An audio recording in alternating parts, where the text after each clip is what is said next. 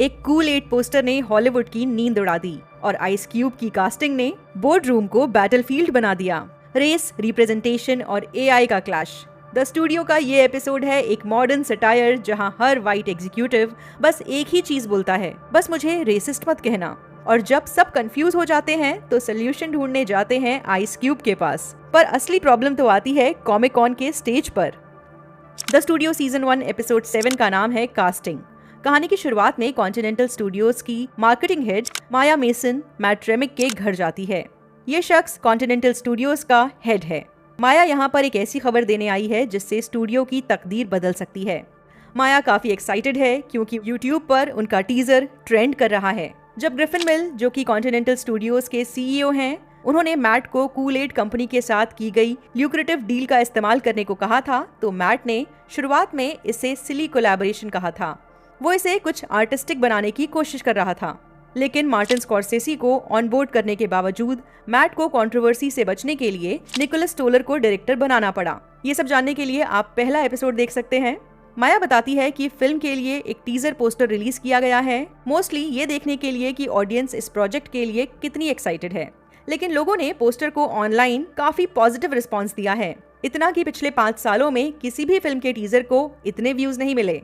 जैसा कि माया कहती थी, लोगों ने कूल एड मूवी के आइडिया की बेवकूफी को पसंद किया है, सो वो अपने नॉस्टैल्जिया और प्रोजेक्ट की स्टुपिडिटी को लेकर काफी एक्साइटेड हैं और उसे स्क्रीन पर देखना चाहते हैं।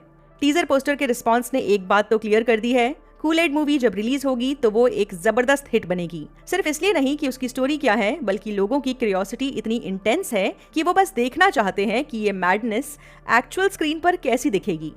मैट फौरन एक्शन लेता है। अगली सुबह ही वो अपनी एग्जीक्यूटिव टीम के साथ एक इमरजेंसी मीटिंग बुलाता है। इसमें डिस्कशन होता है कि कास्ट फाइनलाइज की जाए ताकि नेक्स्ट डे होने वाले कॉमिक कॉन इवेंट में ऑफिशियल कास्ट अनाउंस की जा सके। एनाहेम कॉमिक कॉन में काफी लोग आते हैं। यहाँ बड़ी बड़ी फिल्में, बड़े शोज अनाउंस किए जाते हैं। यहाँ ऑडियंस से डायरेक्ट बातचीत होती है और फिल्म या प्रोजेक्ट को काफी हाइप मिलती है। सो कास्टिंग तो ऑलरेडी तैयार है। सबसे बड़ा नाम आइस क्यूब। ये एक रैपर है। इन्होंने फ्राइडे, बार्बर शॉप और राइड अलोंग जैसी फिल्मों में काम किया है। सो ये सेलिब्रिटी कूल एड मैन की वॉइस देगा। स्टोलर की कहानी में कूल एड मैन की अपनी फैमिली होती है और वो ह्यूमंस की एक फैमिली को अपनी मस्ती और एडवेंचर से हेल्प करता है। तो दोनों फैमिलीज के लिए एक्टर्स केयरफुली सिलेक्ट किए गए हैं, एक emotionally balanced, family driven casting. लेकिन जब सारी कास्टिंग की फोटोज मैट के ऑफिस के बोर्ड पर लगाई जाती हैं, तब माया एक ऐसी चीज नोटिस करती है जो स्टूडियो के लिए प्रॉब्लमैटिक हो सकती है। आइस क्यूब कास्ट में अकेला ब्लैक एक्टर है। माया कहती है, अगर ऐसा मैसेज गया कि सिर्फ ब्लैक लोग कूल एड पीते हैं, तो वो रेशियल स्टीरियोटाइप बन सकता है।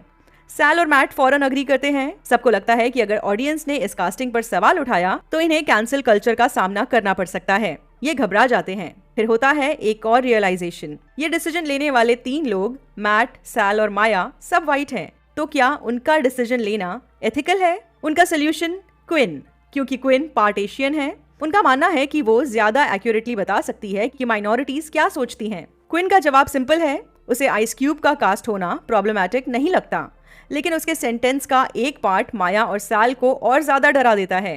वो कहती है, मैं तो कूल एड को हमेशा एक गरीबों का ड्रिंक समझती थी। ये सुनकर मैट और माया दोनों डॉट्स कनेक्ट करते हैं। क्या ये मैसेज जा रहा है कि कूल एड गरीब इज इक्वल टू ब्लैक का ड्रिंक है? ये विजुअल और सिंबॉलिक बात सबके दिमाग में गूंजती है। तो फाइनल डिसीजन होता है टाइलर से पूछा जाए। टाइलर माया का असिस्टेंट है, यंग है, ब्लैक है और मॉडर्न सोशल पर्ल्स को समझता है। टाइलर कहता है, मैं पर्सनली आइस क्यूब की कास्टिंग को लेकर काफी एक्साइटेड हूँ, लेकिन मैं पूरी ब्लैक कम्युनिटी की तरफ से कुछ नहीं बोल सकता। ये मूवमेंट स्टूडियो के लिए एक और परेशानी क्रिएट करता है। रिप्रेजेंटेशन, उसके पीछे की नीयत और असली विजन के बीच का गैप यहाँ साफ दिखता है। टाइलर के मिक्स्ड रिएक्शन से मैट और उसकी टीम और भी कंफ्यूज हो जाती है। उनका डर ये नहीं है कि उनका डिसीजन गलत है, डर ये है कि अगर परसेप्शन गलत गया तो कैंसिल हो जाएंगे। टाइलर की सलाह पर वो डिसाइड करते हैं कि 2 आउटस्पोकन ब्लैक कॉमेडियंस जीवी और ली रेल से बात की जाए। जीवी एक फेमस राइटर हैं, कॉमेडियन हैं और फॉर्मर टीवी होस्ट हैं। लिल rail get out, vacation friends जैसी फिल्मों में दिखाई दे चुके हैं। मैट, सैल और माया दोनों के साथ बैठते हैं। इसी मोमेंट में मैट एक सॉलिड पॉइंट उठाता है। कूल एड मैन तो कभी भी कोई असली इंसान नहीं रहा। वो तो अमेरिका का एक एनिमेटेड जग था जिसमें बस एक रेड ड्रिंक होता था। तो यहाँ वॉइस एक्टर से क्या लेना देना। लेकिन लिल रेल फौरन उसे करेक्ट करता है। वो कहता है, जैसे ही आप एक ब्लैक वॉइस एक्टर को कास्ट करते हैं, कैरेक्टर ऑटोमेटिकली ब्लैक समझा जाता है, चाहे उसकी फिजिकल फॉर्म एग्जिस्ट करे या ना करे। ये एक छोटी सी बात इस पूरी डिबेट का सेंटर बन जाती है। आइस क्यूब का कास्ट होना इस प्रॉब्लम की जड़ है।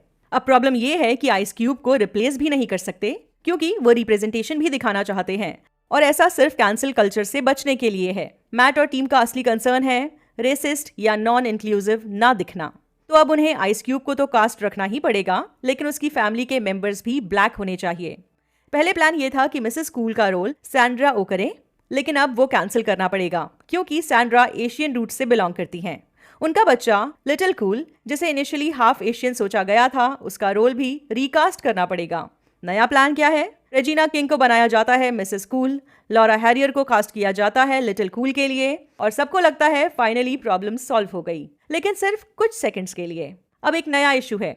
कूल-एड फैमिली तो ब्लैक हो गई और वो स्क्रीन पर नजर भी नहीं आएंगे, सिर्फ आवाजें सुनाई देंगी। लेकिन ह्यूमन फैमिली यानी पार्चेस की फैमिली जो स्क्रीन पर क्लियरली दिखेगी, वो सारे वाइट हैं। ये है पीआर का नाइटमेयर अलर्ट।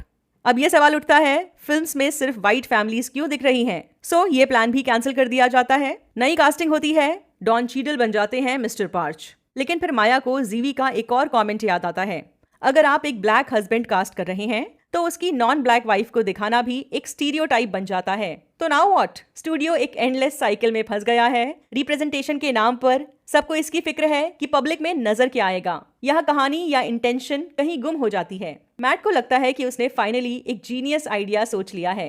क्या हो अगर पूरी फिल्म की कास्टिंग ही ब्लैक हो?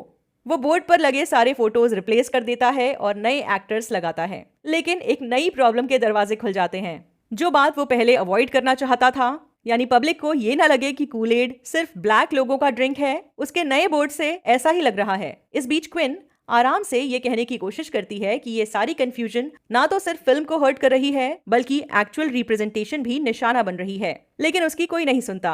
मैट और उसकी टीम सब वाइट हैं, इतना ज्यादा कैंसिल कल्चर से डरते हैं कि क्विन के सच्चे और वैलिड पॉइंट को भी इग्नोर कर देते हैं। ये अपने आप में कैजुअल रेसिज्म की एक फॉर्म है, और ये छोटे छोटे नुआंसेस पूरे एपिसोड में बिखरे हुए हैं। माया और साल क्विन को इम्प्रेस करने के लिए ब्लैक लोगों की तरह बातें करने लगते हैं, बिहेव करने लगते हैं, वोकैबुलरी यूज करने लगते हैं। वो अपनी असली आइडेंटिटी से डिस्टेंस बनाना चाहते हैं, सिर्फ दिखावे के लिए। माया तो इतनी दूर चली जाती है कि कहती है, प्लीज मुझे व्हाइट वुमन मत बुलाओ, मेरे डैड साइप्रस से हैं। क्विन खुद भी एक कॉन्ट्रडिक्टरी जोन में है। वो पॉलिटिकली करेक्ट दिखने के चक्कर में माया के एक इनोसेंट स्टेटमेंट को भी इंटेरोगेट करती है। जब माया कहती है, मेरे लिए सारी एथनिसिटीज मैटर करती हैं, तो क्विन काउंटर करती है, तुमने अभी बोला ऑल लाइव्स मैटर। ये जुमला अक्सर ब्लैक लाइव्स मैटर के अगेंस्ट इस्तेमाल किया जाता है। मैट का ऑफिस अब एक कंप्लीट डिजास्टर जोन बन चुका है। कोई नहीं जानता क्या सही है क्या गलत है। फाइनली मैट डिसाइड करता है, क्यों ना सीधा आइस क्यूब से बात की जाए। वो उसे मिलने पहुंचता है, लेकिन फिर भी ब्लैक वर्ड बोलने से डरता है। मैं कहीं कुछ गलत ना कह दूं। इस डर से मैट की लैंग्वेज और थिंकिंग दोनों कहीं गायब होने लगती है। आइस क्यूब सीधा क्लियरली कहता है, मुझे तो कोई प्रॉब्लम नहीं है कास्टिंग से, मैं परफेक्ट फिट हूँ। लेकिन फिर वो एक और टफ बात करता है, स्टूडियो को मुझ पर डाउट क्यों है? क्या सिर्फ इसलिए कि मैं ब्लैक हूँ? वो कहता है, ये खुद अपने आप में एक रेसिस्ट सोच है। मुझे अलग ट्रीट किया जा रहा है, तुम लोग भेदभाव कर रहे हो। मैट के पास कोई जवाब नहीं होता। वो आइस क्यूब को रिप्लेस भी नहीं कर सकता, और अब उसकी टीम के सारे डिसीजंस रिवर्स हो गए हैं। आखिर में आइस क्यूब ही कूल-एड मैन बनकर कॉमिक-कॉन इवेंट में शामिल होता है। मैट भी उसके साथ है। इस पूरी उलझन के दौरान फिल्म के क्रिएटर स्टोलर मैट से अकेले में कहते हैं कि क्या मैं थोड़ा बहुत एआई का इस्तेमाल कर लूं, एनिमेशन में आसानी होगी। मैट उसे हाँ कर देता है और ये भी कहता है कि ये बात किसी को पता ना चले। खैर, कॉमिक-कॉन इवेंट में मैट प्राउडली अनाउंस करता है, presenting Ice Cube as the Kool Aid man. उसे लगता है कि सब ठीक हो चुका है, हमने कंट्रोवर्सी अवॉइड कर ली है। लेकिन ऑडियंस में एक लड़की चिल्लाती है, रेडिट पे अभी पढ़ा है कि ये मूवी एआई एनिमेटर्स यूज कर रही है, आप लोग असली आर्टिस्ट का काम छीन रहे हो। पब्लिक चिल्लाने लगती है। मैट सोच रहा था कि बस रेसिस्ट या होमोफोबिक ना नजर आए। आइस क्यूब भी सबके सामने डिक्लेयर करता है, मैं एआई का यूज सपोर्ट नहीं करता। तो कूल-एड मूवी का अब आगे क्या होगा? हो सकता है मैट और उसकी टीम कोई सोल्यूशन लेकर आए, लेकिन अब ये क्लियर हो चुका है, उनके पास वो कल्चरल अवेयरनेस नहीं है जो एक मॉडर्न स्टूडियो को चलाने के लिए जरूरी होती है। फिलहाल तो वो बस इस बात से खुश हैं कि लोग उन्हें रेसिस्ट या होमोफोबिक नहीं कह रही। खत्म हो जाता है ये एपिसोड। आपको कैसा लगा कमेंट्स में जरूर बताइए। वीडियो पसंद आया हो तो लाइक करिए, ना पसंद आए तो डिसलाइक करिए। बाय।